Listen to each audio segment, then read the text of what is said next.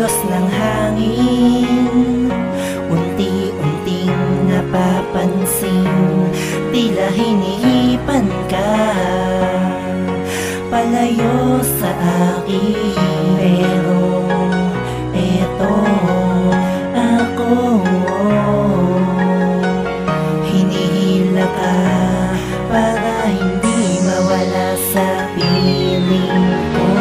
Kahit na hindi na yata ako ang mahal mo, sa kadahilanan na nag-iba ang turing mo at pamamaraan para madama ko ang pagmamahal na sinabi mo, na hindi mo ibabaling sa kanya.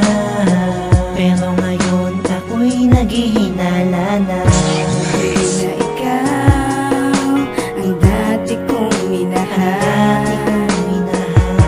hindi mo ko masisisi kung ako ay maligaw at mapunta sa iba, dahil di ko na madama ang dating pagmamahal.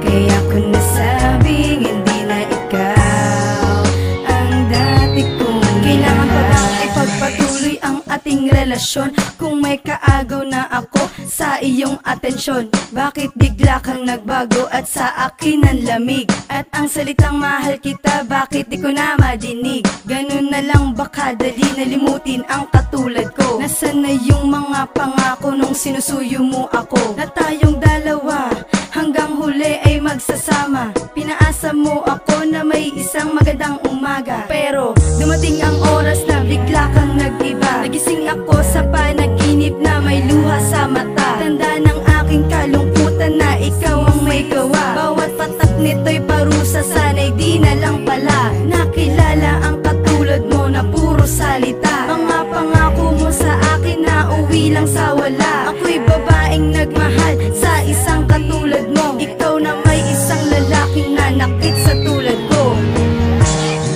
Na ikaw ang dati kong minahal, hindi mo ko masisisi kung ako ay maligaw at mapunta sa iba, dahil di ko na madama ang dating pagmamahal.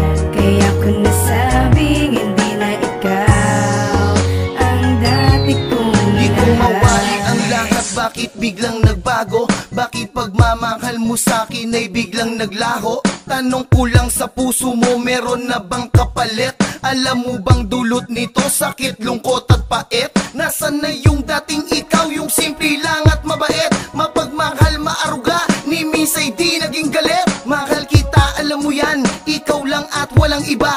Pag-ibig kong alay sa'yo, sa una mo lang inaruga. Ngayon alam ko na, ramdam ko na meron ka ng iba. Kaya pagmamahal sa'yo, ibinigay na sa kanya. Sa babae na handang umibig sa akin ng lubos, yung kahit kailan ako lang ang mamahalin ng taos. Kaya mahal pa, alam na aking sulat, dito na lang ang susunod kong kabanata sa kanya ilalaan. Sana maging masaya ka na at lumigaya na din ako, nang sa ganon matapos na